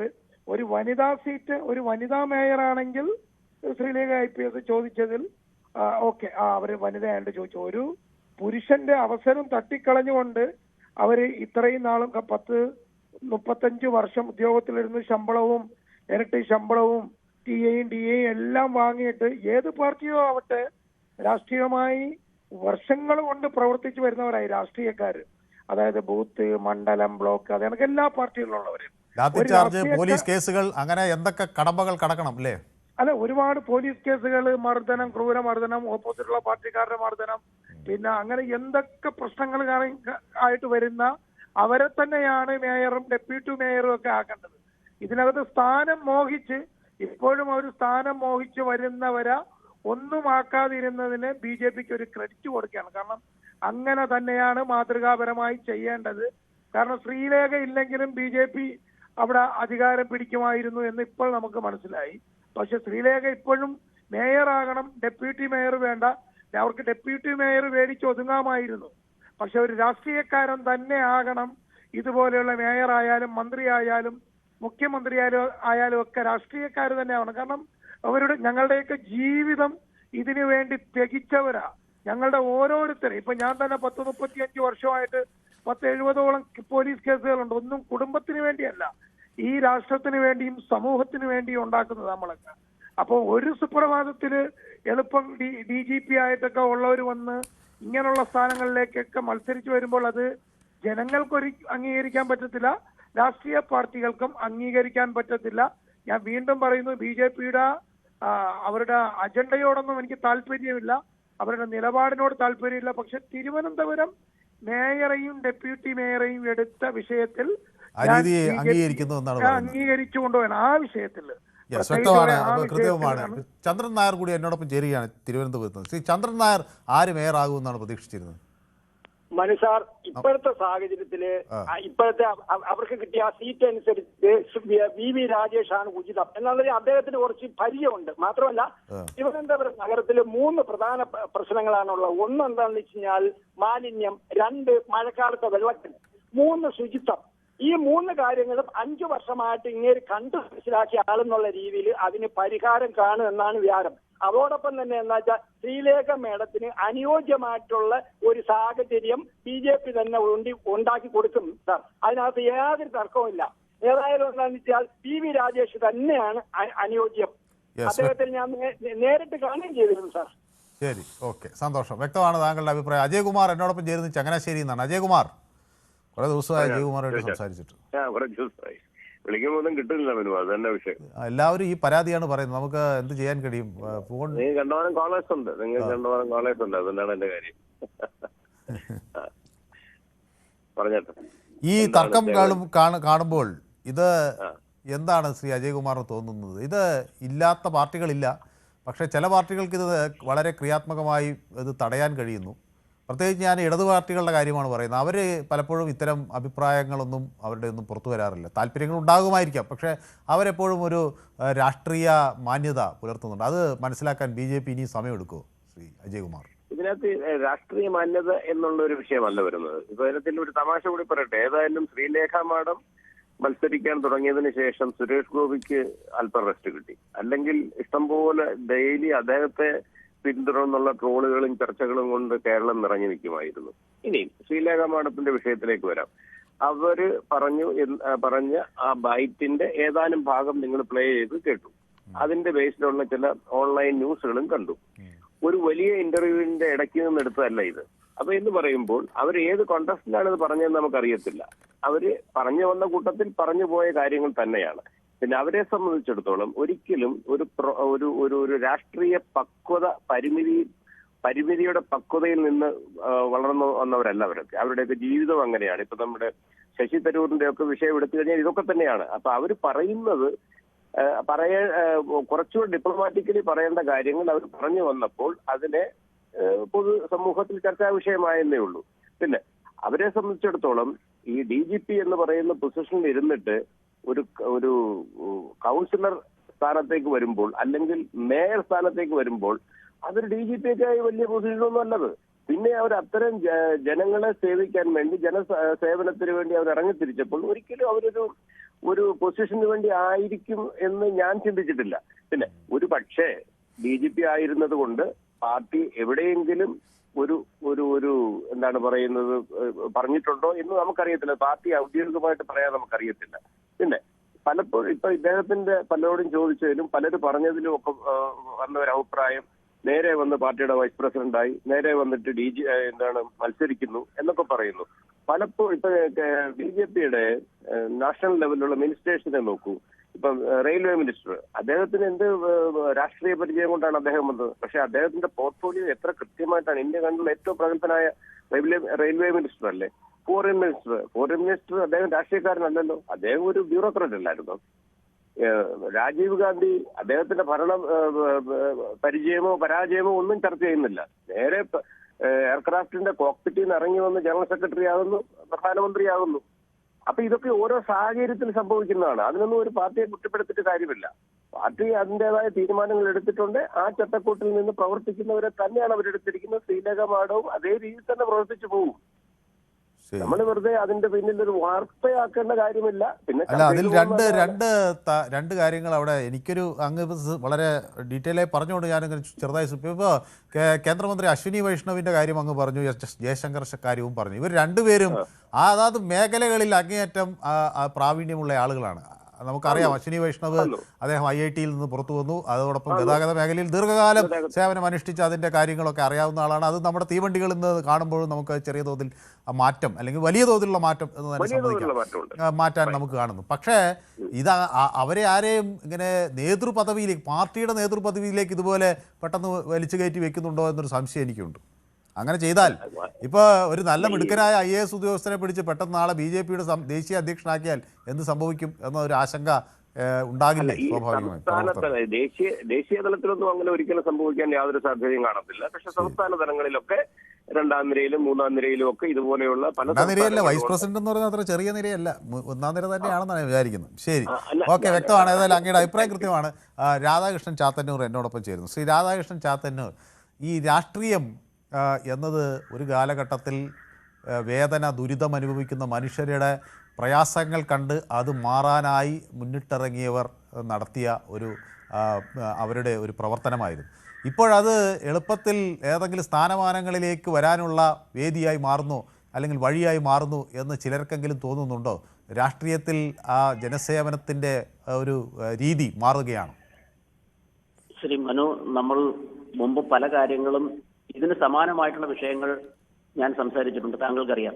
പലരും സംസാരിക്കുമ്പോഴും വേറിട്ട വഴികളിലൂടെ പല കാര്യങ്ങളും സംസാരിക്കുന്ന ഒരാളാണ് ഞാൻ ഈ വിഷയം നമ്മുടെ മേയർ തെരഞ്ഞെടുപ്പിന്റെ അന്ന് നിങ്ങൾ എടുക്കുമെന്നാണ് ഞാൻ കരുതിയത്. പക്ഷെ എടുത്തില്ല. നേരത്തെ എടുക്കേണ്ടത് ആയിരുന്നു എന്നാണ് എൻ്റെ അഭിപ്രായം. അതുപോലെ ഇന്ന് പ്രത്യേക സാഹചര്യം വന്നു. ഒരു രാഷ്ട്രീയം, ഞാനൊരു രാഷ്ട്രീയക്കാരനാണെന്ന് താങ്കൾക്ക് അറിയുമല്ലോ. ഒരു രാഷ്ട്രീയപരമായിട്ട് BJP എടുത്ത തീരുമാനം ശരിയാണ്. പാർട്ടിക്കാരനായിട്ടുള്ള ആളിന് അംഗീകാരം കൊടുത്തു, അർഹതയ്ക്കുള്ള അംഗീകാരമാണ്. ഞാൻ ഒരു രാഷ്ട്രീയക്കാരനായതുകൊണ്ട് അങ്ങനെ തന്നെ വേണം എന്നാണ് എനിക്ക് പറയുവാനുള്ളത്. പക്ഷെ തെരഞ്ഞെടുപ്പിലേക്ക് വരുമ്പോൾ രാഷ്ട്രീയ പാർട്ടികൾ പല ഗിമ്മിക്കുകളും കാണിക്കും. നമ്മൾ എന്തെല്ലാമാണ് നമ്മൾ തെരഞ്ഞെടുപ്പിന് അടുത്ത് വരുന്ന പണം കൊടുത്ത് മേടിക്കുന്നു, പുഴ കൊടുത്ത് വോട്ട് മേടിക്കുന്നു, അല്ലെങ്കിൽ കാലുമാറുന്നു സ്ഥാനത്തിന് വേണ്ടി. നമ്മൾ തന്നെ കഴിഞ്ഞ ഈ ദിവസങ്ങളിലൊക്കെ തന്നെ കണ്ടല്ലോ. അതൊക്കെ ആ ദിവസങ്ങളിൽ ജയിക്കാൻ വേണ്ടി എന്ത് തന്ത്രവും പറയും. ഇത്രയും ഞാൻ രാഷ്ട്രീയമായിട്ടുള്ള ഒരു ലൈനിൽ നിന്ന് പറഞ്ഞതാണ്. ഒരു സാധാരണക്കാരന്റെ ഭാഷയിൽ പറഞ്ഞാൽ യഥാർത്ഥത്തിൽ അത് സത്യമാണ്. ബഹുമാനപ്പെട്ട ശ്രീലേഖ മാഡം പറഞ്ഞത് വളരെ ശരിയാണ്. നമ്മളൊക്കെ വെറും സാധാരണക്കാരായിട്ടുള്ള ആളുകളുടെ ഭാഷയിൽ പറഞ്ഞാൽ അനിയത്തിയെ കാണിച്ചിട്ട് ചേട്ടത്തിയെ വിവാഹം കഴിപ്പിച്ചു കൊടുത്തു എന്ന് പറഞ്ഞ ഒരു തന്ത്രമാണ് അവിടെ BJP ചെയ്തത്. അവരെ പറ്റുകയോ ചെയ്തു, അതിന് തർക്കമൊന്നുമില്ല. അവർ ഒരിക്കലും ഒരു IPS ഉദ്യോഗസ്ഥയാണ്. അവരൊരിക്കലും കള്ളം പറയില്ല. അവർക്ക് കൃത്യമായ ഓഫർ കൊടുത്തതിന്റെ അടിസ്ഥാനത്തിൽ 10ഓളം സീറ്റുകൾ അവർ പറഞ്ഞല്ലോ, 10ഓളം സീറ്റുകളിൽ മാഡം ജയിപ്പിച്ചു തരണം, മാഡം മേയറാണ്. ഒരിക്കലും ശ്രീലേഖ മാഡം ഒരു കള്ളം പറയുമെന്ന് താങ്കൾ കരുതുന്നുണ്ടോ? അവരോട് കാണിച്ചത്, പാർട്ടി കാണിച്ച അങ്ങേയറ്റം കൃത്യവിലോപമാണ് കാണിച്ചത്. പക്ഷേ രാഷ്ട്രീയമായിട്ട് ഞാൻ അംഗീകരിക്കുന്നു. രാജേഷിനെ എനിക്ക് വ്യക്തിപരമായിട്ട് അറിയാം, എന്നെ രാജേഷിനും അറിയാം. രാജേഷ് യുവമോർച്ചയുടെ ജില്ലാ വൈസ് പ്രസിഡന്റ് ആയിരിക്കുമ്പോൾ ഞാൻ കൊല്ലം ജില്ലാ ജനറൽ സെക്രട്ടറിയാണ്. അപ്പൊ ഞാൻ 12 വർഷം കൊണ്ട് ഇത്തരത്തിലുള്ള കാര്യങ്ങളുമായിട്ട് ബന്ധപ്പെട്ടാണ് ഞാൻ പാർട്ടി വിട്ടത്. ഈ പാർട്ടി മാത്രം, ഏത് പാർട്ടി ആയാലും ശരി തന്നെ, ആ കഷ്ടപ്പെടുന്നവനെ അല്ല അവർ അംഗീകരിക്കുന്നത്. പണ്ട് നമ്മളൊരു പഴഞ്ചൊല്ലുണ്ട്, എന്താണ്, ഞങ്ങളൊക്കെ ഒരു കൊല്ലത്തും ചാത്തനൊരു ഭാഷയുണ്ടെന്നാണ്, പാടത്ത് നെല്ല് വിളയുമ്പോൾ എലി അങ്ങ് പത്തനംതിട്ടയിൽ നിന്ന് വരുമെന്ന് പറഞ്ഞ കണക്കാണ്. പണ്ടൊക്കെ ഇടതുപക്ഷ പാർട്ടികൾ, പ്രത്യേകിച്ച് CPM-ലേക്ക് ഒരു മെമ്പർഷിപ്പ് കിട്ടാൻ തന്നെ പാടാണ്. ഇപ്പൊ എന്താ ചെയ്തത്? എത്രയോ വർഷം പ്രവർത്തിച്ചാൽ പോലും CPM-ൽ ഒരു മെമ്പർഷിപ്പ് കിട്ടത്തില്ല പണ്ട്. ഇപ്പോഴൊരു സരിൻ ഒരു ബൈ ഇലക്ഷൻ, ഇന്നലെ വരെ LDF-നെ അനാവശ്യവും പറഞ്ഞു നടന്ന സരിനെ പിടിച്ച് പിറ്റേന്ന് സ്ഥാനാർത്ഥിത്വമാക്കി. രാഷ്ട്രീയ പാർട്ടികൾക്കൊക്കെ വലിയ വില കൊടുക്കേണ്ടി വരും ഭാവിയിൽ. കാരണം പുതിയ തലമുറ നിങ്ങൾ എടുത്ത് നോക്കൂ. ഞാനിതൊക്കെ കൃത്യമായിട്ട് വീക്ഷിക്കും. നിങ്ങൾ മീഡിയ ശ്രദ്ധിച്ചാൽ അറിയാം. ഞാൻ മുമ്പും പറഞ്ഞിട്ടുണ്ട്, ഈ സമരമൊക്കെ ചെയ്യാനും അടികൊള്ളാനും ഒക്കെ ഒരു 40 വയസ്സിന് മുകളിലുള്ള തൈക്കളവന്മാരെ ഇപ്പൊ എല്ലാ പാർട്ടിയിലും ഉള്ളത്. പുതിയ തലമുറ വരുന്നില്ല. കാരണം പാർട്ടികളിൽ വന്നാൽ അവരെ അർഹതയ്ക്കുള്ള അംഗീകാരം അല്ല കൊടുക്കുന്നത്. പാർട്ടിക്ക് വേണ്ടി ജീവിതം ഒഴിഞ്ഞു വെച്ച് പാർട്ടി ഉണ്ടാക്കുമ്പോൾ ഓരോരുത്തർ തലേന്ന് സമയമാകുമ്പോഴേ ഇവർ ഇത്തരത്തിലുള്ള ആൾക്കാരെ കെട്ടിയിറക്കും മുകളിൽ നിന്ന്. പുതിയ തലമുറ അങ്ങനെ വെല്ലുവിളി ഏറ്റെടുക്കത്തില്ല. പുതിയ തലമുറ വിവേകമുള്ളവരാണ്. ഞങ്ങൾ പഴയ തലമുറയെ കുറിച്ച് രാഷ്ട്രീയത്തിൽ പരീക്ഷണത്തിനൊന്നും ആരും വരത്തില്ല. അപ്പം തികഞ്ഞ നീതികേടാണ് ശ്രീലേഖയോട് അവർ കാണിച്ചത്. പക്ഷെ രാഷ്ട്രീയമായിട്ട് ശരിയുമാണ്. പക്ഷെ അത് കാണിക്കാൻ പാടില്ല. രാഷ്ട്രീയത്തിൽ പണ്ട് പറയും, നമ്മൾ രാഷ്ട്രീയത്തിനകത്ത് എന്താണ് എത്തിക്സ് ഒന്നും ഇല്ലാനകത്ത്. ജയിക്കാൻ വേണ്ടി ഇലക്ഷന്റെ തലേന്ന് നമ്മൾ ആദർശമൊക്കെ പറയും. ഇലക്ഷന്റെ തലേന്ന് വരെ ജയിക്കാൻ വേണ്ടി ജാതി പറയും, പണം കൊടുക്കും. അതൊക്കെ ശ്രീലേഖയോട് പറയും, ഞങ്ങൾ IPS ആക്കാന്ന് പറയും, അതാക്കാന്ന് പറയും, ഇതാക്കാന്ന് പറയും. നമ്മൾ തിലകന്റെ സിനിമയിൽ പറഞ്ഞാൽ പാറ്റൻ ടാങ്ക് വിലക്കട മൂട് എന്നൊക്കെ പറഞ്ഞിട്ടുണ്ടെങ്കിൽ വിഷമം കൊണ്ടൊക്കെ പറഞ്ഞു പോകുന്നതാ. അപ്പൊ ഇതൊക്കെ സ്വാഭാവികം. ശ്രീലേഖ മാഡം നീ വിഷമിച്ചിട്ട് കാര്യമൊന്നുമില്ല. അവർക്ക് ഇനി സീറ്റ് കൊടുക്കാന്ന് പറഞ്ഞാൽ, കാരണം അവർക്കറിയാം ജയിക്കത്തില്ലെന്ന്. കാരണം യാദൃശ്യമായിട്ട് സാങ്കേതികമായിട്ട് ഞാൻ മുമ്പ് പറഞ്ഞല്ലോ, 2000 വോട്ടിനാണ് അവർ ഈ 100 സീറ്റിലും വേരിയേഷനാണ്. രാവിലെ ബഹുമാനപ്പെട്ട നമ്മുടെ മന്ത്രി പറഞ്ഞു 2000 വോട്ടിന്റെ വേരിയേഷനാണ് അവിടെ വരുന്നത്. മൊത്തത്തിൽ അസംബ്ലി ഇലക്ഷൻ വരുമ്പോൾ അറിയാം ശ്രീലേഖയ്ക്ക് വട്ടിയൂർക്കാവ് സീറ്റ് കൊടുത്താലും ജയിക്കത്തില്ല, അവർ നാണം കെടുമെന്നറിയാം. അവരെ നിസ്സാരം അവരെ പോലൊരു വലിയ ആളെന്നെ വിളിച്ചു വരുത്തി ഒരു കൗൺസിലറാക്കി ഇനിയിപ്പോ പറയാ തോക്കുന്ന സീറ്റ് കൊടുക്കുക. തിരുവനന്തപുരത്തും ഒരു സീറ്റിലും ജയിക്കത്തില്ല. സാങ്കേതികമായിട്ട് അവര് ശ്രീലേഖ കണ്ടപ്പോൾ കുറച്ച് ഓർത്തഡോക്സ് വിഭാഗത്തിൽപ്പെട്ട വോട്ടുണ്ട് അവിടെ. അതായത് ഒരു മധ്യവർഗത്തിന്റെ മുകളിലുള്ള സ്റ്റാൻഡേർഡ് ആൾക്കാരാണ്. അവരുടെ ശ്രീലേഖ മാഡത്തിന്റെ മുഖം കണ്ടപ്പോൾ അവർ മിക്കവാറും വാർഡുകളിലെല്ലാം വോട്ട് ചെയ്തു. അവിടെ ഫ്ളാറ്റുകളിൽ താമസിക്കുന്ന വലിയ സാമ്പത്തികമായിട്ട് ഉയർന്നു നിൽക്കുന്ന വിദ്യാഭ്യാസപരമായിട്ട് ഉയർന്നു നിൽക്കുന്ന ആൾക്കാരാണ്. ശ്രീലേഖ മാഡത്തിന്റെ മുഖം കണ്ട് വോട്ട് ചെയ്ത് അങ്ങനെ അധികാരത്തിൽ വന്നതാണ്. ശ്രീലേഖ സമ്മതിക്കല്ലോ, BJP സാങ്കേതികമായിട്ട് അവിടെ വിജയിച്ചിട്ടില്ല എന്ന് ശ്രീലേഖ മാഡം ഇന്ന് തെളിയിച്ചു. ശരി, വ്യക്തമാണ് താങ്കളുടെ അഭിപ്രായം. അപ്പോൾ നമ്മുടെ സമയം ഏതാണ്ട് അവസാനിക്കാറായി. അനിയൻകുട്ടൻ പത്തനംതിട്ടയിൽ നിന്ന് എന്നോടൊപ്പം ചേരുന്നുണ്ട്. ശ്രീ അനിയൻകുട്ടൻ, വളരെ ചുരുങ്ങിയ വാക്കുകളിൽ. സാറേ നമസ്കാരം. നമസ്കാരം. ഇപ്പം സാറാണ് ആഗ്രഹിക്കും, ഞാൻ ആരെയും BJP ചെന്ന് കഴിഞ്ഞാൽ ഉടനെ മേയർ സ്ഥാനം തരാം, മന്ത്രിസ്ഥാനം തരാമെന്ന് പറഞ്ഞാൽ ഇവര് ഇപ്പം സമയമില്ലാത്തതുകൊണ്ട് ഇങ്ങനെ പിടിച്ചോണ്ട് പോകും, ചാക്കിട്ട് ഓടിച്ചോണ്ട് പോകുന്നേ. ചെന്നില്ലെങ്കിൽ ED വിടും. ഇങ്ങനെ ഇവർക്ക് ചന്ദ്രശേഖരൻ വാക്ക് കൊടുത്തതിന്റെ അടിസ്ഥാനത്തിലാണ് 10 സീറ്റിൽ മേളിൽ ജയിപ്പിച്ചു കഴിഞ്ഞാൽ ശ്രീമതി ശ്രീലേഖ തന്നെയാണ് തിരുവനന്തപുരം മേയർ. ആ സ്ഥാനത്ത് അവരെ ഓക്കെ. അപ്പോൾ എന്നോടൊപ്പം യൂട്യൂബിലും നിറയെ ആളുകൾ ചേർന്നിട്ടുണ്ടായിരുന്നു. അപ്പോൾ വാസുദേവൻ എന്നോട് പറയുന്നു, ഈ ഉയർന്ന പദവിയൊക്കെ ആഗ്രഹം കഷ്ടമാണ് എന്നൊക്കെ പറയുന്നു. അധികാരമോഹം മാത്രം, ഇങ്ങനെയുള്ളവരൊക്കെ പ്രത്യേകം ശ്രദ്ധിക്കേണ്ടിയിരിക്കുന്നു എന്ന് പറയുന്നു. മോൻസാക്ക് പറയുന്നു, ഈ രാഷ്ട്രീയക്കാർക്ക് ഒരു കാരണവശാലും ഇതുപോലുള്ള സർക്കാരിൻ്റെ ഭാഗമാക്കാൻ പാടില്ല എന്ന് പറയുന്നു. അതേപോലെ ഗ്ലാഡിയേറ്റർ എന്നോട് പറയുന്നു, തിരുവനന്തപുരത്ത് ഡെപ്യൂട്ടി മേയർ ആക്കിയത് ഒരു SC വിഭാഗത്തിൽപ്പെട്ട യുവതിയെയാണ്, അത് ഒരു പോസിറ്റീവ് വാർത്തയാണ്, അതാരും ചർച്ച ചെയ്യുന്നില്ല എന്നുള്ളത്. ഓക്കെ, അത് നമ്മൾ എല്ലാവരും പറഞ്ഞിട്ടുള്ള കാര്യമാണ്. ഞാനും വാർത്തയിൽ നിന്ന് തന്നെയാണ് കേട്ടോ ഇപ്പോൾ ഗ്ലാഡിയേറ്റർ അത് അറിഞ്ഞത്. നല്ല ബൈപ്പാസുകൾ ഉണ്ടാക്കേണ്ട സമയം അതിക്രമിച്ചിരിക്കുന്നു. അത് റോഡിനെക്കുറിച്ചുള്ള ഇത് പറഞ്ഞതിൻ്റെ ഇടയിലാണ് സുനിൽകുമാർ പറയുന്നത്. സബീന പറയുന്നു, this shows her political immaturity. VV Rajesh is far better when compared Sreelekha as mayor എന്ന് പറയുന്നു. ജിയോ പറയുന്നു, mayor candidate of BJP was Sreelekha and of Congress was Shabrinath. These two were declared by their parties before filing nomination. Everyone knows it and it is a fact എന്ന് പറയുന്നു. സുനിൽകുമാർ, ജിയോവ, അതുപോലെ ശക്തിമാനൊക്കെ ഇങ്ങനെ ഇതുകൊണ്ട് VV മികച്ച മേയറായി ഭാവിയിൽ അറിയപ്പെടുമെന്ന് ശക്തിമാൻ പറയുന്നു. അറിയപ്പെടും എന്ന് ഞാനും വിചാരിക്കുന്നു. അപ്പോൾ രാധാകൃഷ്ണൻ ചാത്തന്നൂർ ഇതിനെ പ്രശംസിക്കുന്നുണ്ട്. ഓക്കെ, ബിജോയ് ബാബുവും ഇതൊക്കെ പറയുന്നുണ്ട്. ഏതായാലും രാജൻ ഒരു ലാസ്റ്റ് വാക്ക് ഒറ്റ വരിയിൽ നിർത്താം. ശ്രീ രാജൻ. ഓക്കെ, രാജൻ്റെ ടെലിഫോൺ ലൈനിൽ പ്രശ്നമുണ്ട്. ഞാൻ ഈ വിഷയം യൂട്യൂബിൽ പ്രേക്ഷകർക്ക് മുന്നിൽ ചർച്ച ചെയ്തിരുന്നു. യൂട്യൂബിൽ പ്രേക്ഷകരോട് ഞാൻ ചോദിച്ച ചോദ്യം ഇതൊരു തലവേദനയാകുമോ എന്നായിരുന്നു. അതിൽ 70% ആളുകൾ തലവേദനയാകാൻ സാധ്യതയുണ്ട് എന്നാണ് പറയുകയും ചെയ്യുന്നത്. ഏതായാലും രാഷ്ട്രീയ അധികാര സീറ്റുകളിലേക്ക് ഒക്കെ കണ്ണുവയ്ക്കുന്നവർക്ക് ഇത് ഒരു ഓട്ടമല്ല, ഇത് ജനക്ഷേമത്തിനായി നടത്തുന്ന ത്യാഗത്തിൻ്റെയും സമർപ്പണത്തിൻ്റെയും ഒരു പൊതുവേദിയാണ് രാഷ്ട്രീയം. യഥാർത്ഥ രാഷ്ട്രീയ ജീവിതം വ്യക്തി സൗകര്യങ്ങളോ ആഗ്രഹങ്ങളോ ഒക്കെ ഉപേക്ഷിച്ച് സമൂഹത്തിൻ്റെ നന്മയ്ക്ക് വേണ്ടി നിലകൊള്ളുക എന്നതാണ്. അധികാരം ലക്ഷ്യമാക്കരുത്, സേവനത്തിനുള്ള ഒരു ഉപാധി മാത്രമാണ് രാഷ്ട്രീയം. കരുണയും ഉത്തരവാദിത്വവും ജനങ്ങളോടുള്ള പ്രതിബദ്ധതയും ഉണ്ടാകുമ്പോഴാണ് രാഷ്ട്രീയം അർത്ഥവത്താകുന്നത്. അധികാരം മാത്രം ലക്ഷ്യമാകുമ്പോൾ അതിൻ്റെ നൈതിക മൂല്യം തന്നെ നഷ്ടപ്പെടുന്നു. ഏത് പദവിയിലാണെന്നല്ല, എത്ര ജീവിതങ്ങളെ മാറ്റി എന്നതാണ് ഒരു യഥാർത്ഥ നേതാവിൻ്റെ വ്യക്തത. ഇന്നത്തെ പൊതുവേദി ഇവിടെ അവസാനിക്കുന്നു. നാളെ മറ്റൊരു വിഷയമായി വീണ്ടും കാണാം. നന്ദി, നമസ്കാരം.